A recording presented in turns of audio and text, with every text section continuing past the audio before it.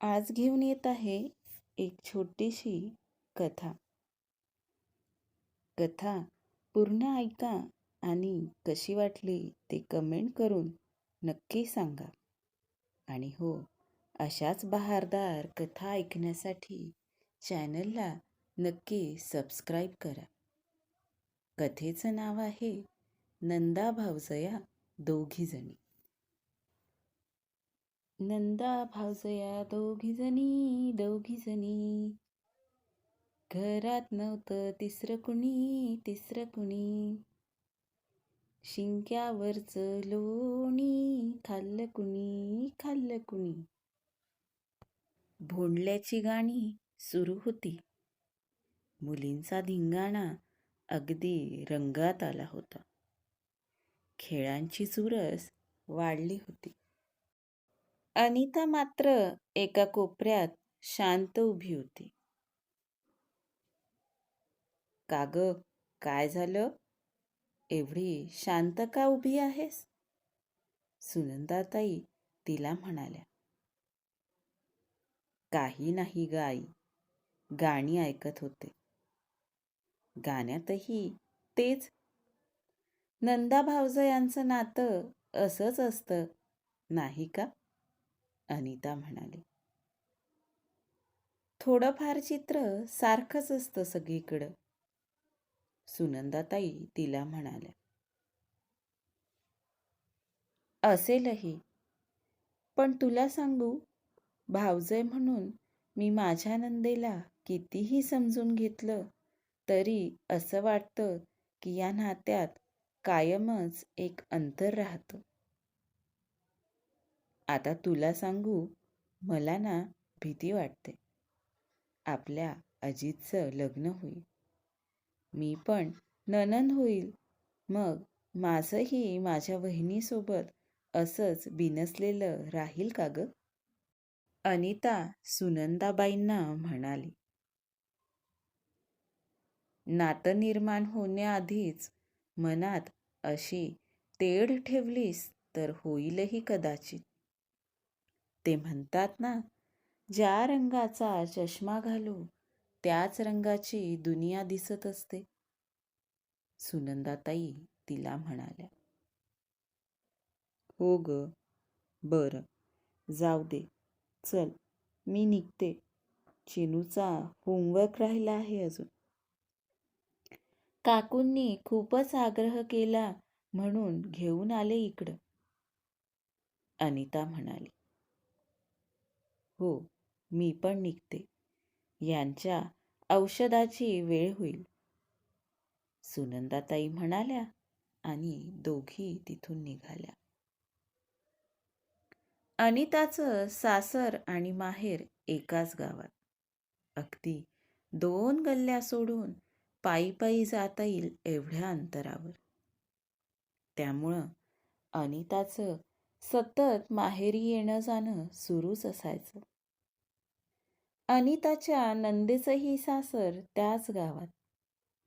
त्यामुळं तिच्याही माहेरी चक्रा सुरूच असायच्या. पण अनिताची नणंद कायम अनिताच्या संसारात ढवळाढवळ करायची. नात्यात कटुता नको म्हणून अनिताही तिच्या बऱ्याच गोष्टींकडं कानाडोळा करायची. पण आजकाल पाणी अनिताच्या डोक्यावरून जायला लागलं होतं.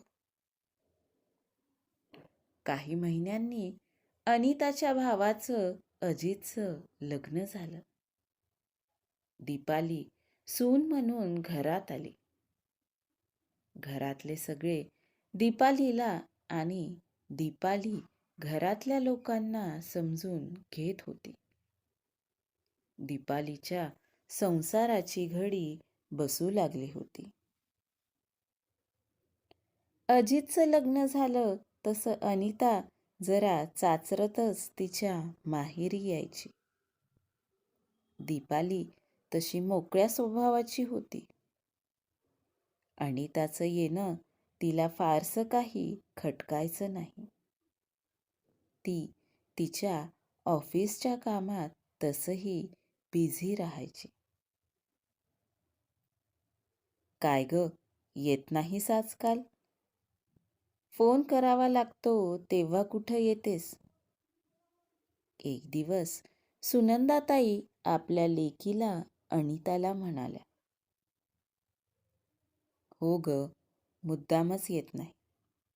सतत भीती वाटत राहते. वहिनीला माझं येणं आवडलं नाही तर? उगी तिला वाटायला नको की मी तिच्या संसारात ढवळाढवळ करते. मी माझ्यावरूनच सांगते ना. माझी नणंद सतत येत राहते. आधी असं नव्हतं, तसं नव्हतं. आईला हे करू देऊ नको, ते करू देऊ नको. तिच्या सतत सूचना सुरू राहतात. असं वाटतं तिला ताडकन म्हणावं की बाई, घर माझंही आहे. मलाही कळतं घरात काय काय करायचं ते. तुझ्यासारखाच मीही जीव लावते या घराला. अनिता बोलत होती. तितक्यात दीपाली तिथं आली. सुनंदाताईचा आणि अनिताचा संवाद तिच्या कानावर पडला. अगदी योग्यच. कोणत्याही नंदेनं घरात लुडबुड केलेली भावजईला मान्य होणारच नाही. पण भावजईनं हेही लक्षात ठेवावं की तिची नणंद या घरची मुलगी आहे. 20-25 वर्ष तीही या घरात राहिलेली आहे. आणि आपले सासू सासरे तिचे आईवडील आहेत. तिचाही त्यांच्यावर तेवढाच हक्क आहे जेवढा आपल्या नवऱ्याचा. पण याचा अर्थ असाही नाही की नंदेनं सतत माहेरातच लक्ष घालावं, घरातल्या सगळ्या गोष्टीत लुडबुड करावी.